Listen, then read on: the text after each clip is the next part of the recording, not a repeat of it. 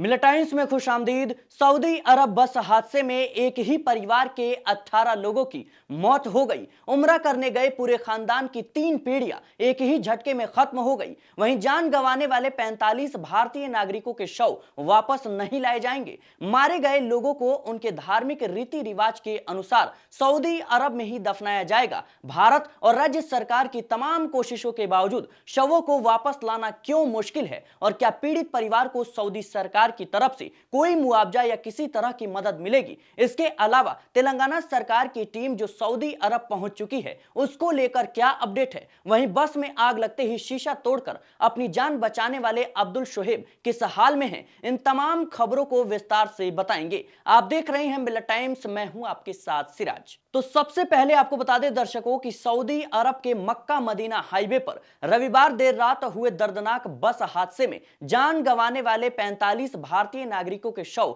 वापस नहीं लाए जाएंगे। इन सभी लोगों को सुपुर्दे खाक यानी अंतिम संस्कार मक्का मदीना के पास ही किया जाएगा। सऊदी अरब में इसकी तैयारियां शुरू हो गई हैं। इन सभी पीड़ितों का सुपुर्दे खाक सऊदी अरब में ही वहां की सरकार द्वारा सुनिश्चित किया जाएगा। भारत से इसके लिए परिजनों को बुलाया गया है। हर पीड़ित परिवार से 2 लोग अंतिम संस्कार में शामिल होने सऊदी अरब भेजे जाएंगे। तेलंगाना से 35 लोग इसके लिए सऊदी अरब रवाना भी हो चुके हैं। गुरुवार को सभी शवों का इस्लामिक परंपरा के अनुसार अंतिम संस्कार किया जाएगा। तेलंगाना सरकार के अनुरोध पर सऊदी अरब सरकार ने परिवार के सदस्यों की मौजूदगी में अंतिम संस्कार के लिए सहमति दी है। तेलंगाना सरकार ने हर परिवार के 2-2 सदस्यों को सरकारी खर्च पर भेजने का फैसला किया है। इसके लिए हज कमेटी को अधिकृत किया गया है। हादसे के बाद सऊदी अधिकारियों ने शवों की पहचान की प्रक्रिया शुरू कर दी है। बता दें कि कुछ शवों के बारे में जानकारी मिल चुकी है और उनका मृतक प्रमाण पत्र भी तैयार कर लिया गया है। वहीं कुछ शवों के बारे में अभी तक जानकारी नहीं मिल पा रही है क्योंकि अधिक जलने की वजह से उनकी पहचान करने में कठिनाइयों का सामना करना पड़ रहा है। सऊदी सरकार इन शवों का डीएनए परीक्षण कराएगी और इसके बाद ही मृतक प्रमाण पत्र जारी किए जाएंगे। मृतक प्रमाण पत्र जारी होने के बाद ही सऊदी अरब में सुपुर्दे खाक की प्रक्रिया शुरू होती है। रिपोर्ट के मुताबिक सऊदी कानून के अनुसार शवों की वापसी काफी मुश्किल है क्योंकि हज या उम्रा यात्रा शुरू होने से पहले सभी यात्रियों को एक डिक्लेरेशन फॉर्म पर साइन करना पड़ता है। इसमें स्पष्ट लिखा होता है कि यदि सऊदी अरब की जमीन पर मक्का, मदीना या कहीं भी तीर्थ यात्री की मौत हो जाती है, जान चली जाती है, तो शवों को वहीं दफना दिया जाएगा। आगे आपको बताएंगे कि क्या सऊदी अरब की तरफ से पीड़ित परिवार को कोई मुआवजा या मदद मिलेगी। लेकिन उससे पहले बात उस खानदान की जिसकी 3 पीढ़ियां एक ही झटके में उजड़ गई। सऊदी अरब में मदीना के पास एक बस और तेल टैंकर की टक्कर में उम्रा करने गए 45 लोगों की मौत हो गई, जिनमें से ज्यादातर तेलंगाना के हैं। इस दर्दनाक हादसे में एक ही परिवार के 18 लोगों की जान चली गई, जिनमें 9 बच्चे 9 बड़े शामिल थे। यह परिवार हैदराबाद का रहने वाला था और 22 नवंबर को भारत लौटने वाला था। हैदराबाद के शेख नसीरुद्दीन और उनकी पत्नी अख्तर बेगम परिवार के साथ उम्रा के लिए गए थे। इनमें नसीरुद्दीन के 38 वर्षीय भाई, 35 वर्षीय भाभी और उनके 3 बच्चे भी शामिल थे। नसीरुद्दीन की 3 बेटियां भी बच्चों के साथ थी।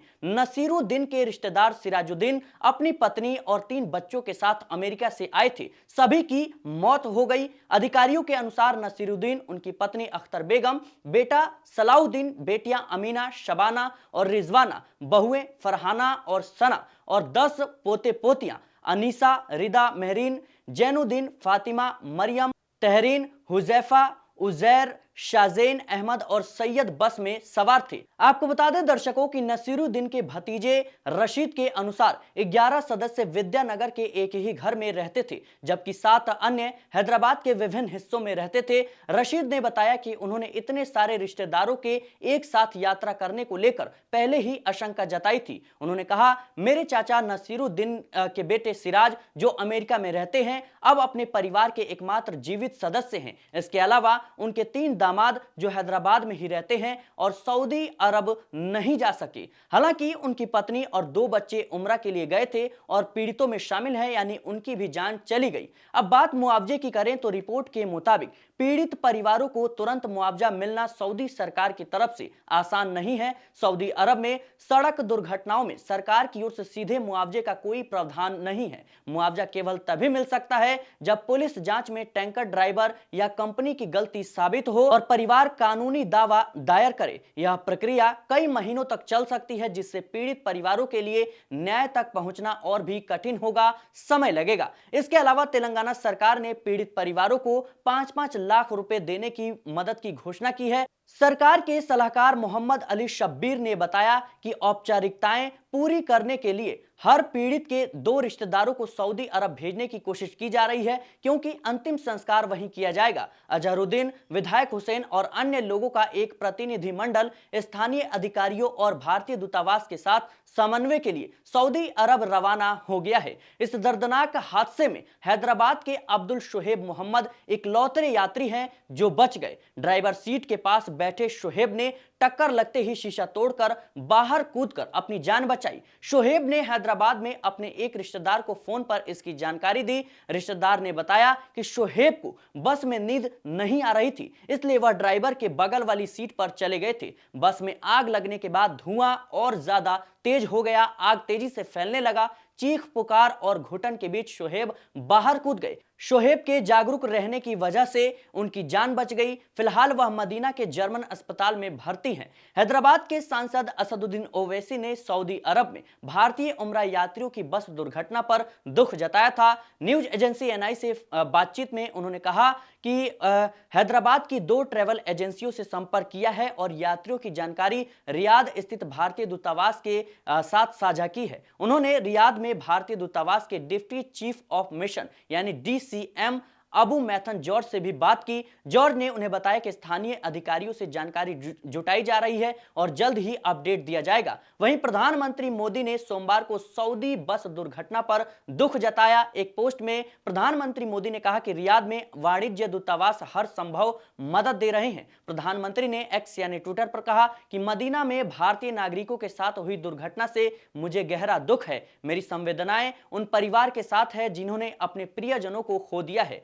हमारे अधिकारी सऊदी अरब के अधिकारियों के संपर्क में हैं। विदेश मंत्री एस जयशंकर ने सऊदी अरब में हुए हादसे पर दुख जताया। एस जयशंकर ने कहा कि मदीना में भारतीय नागरिकों के साथ हुई दुर्घटना से गहरा सदमा पहुंचा है। रियाद स्थित हमारा दूतावास दुर्घटना से प्रभावित भारतीय नागरिकों और उनके परिवारों को पूरी सहायता प्रदान करेगा।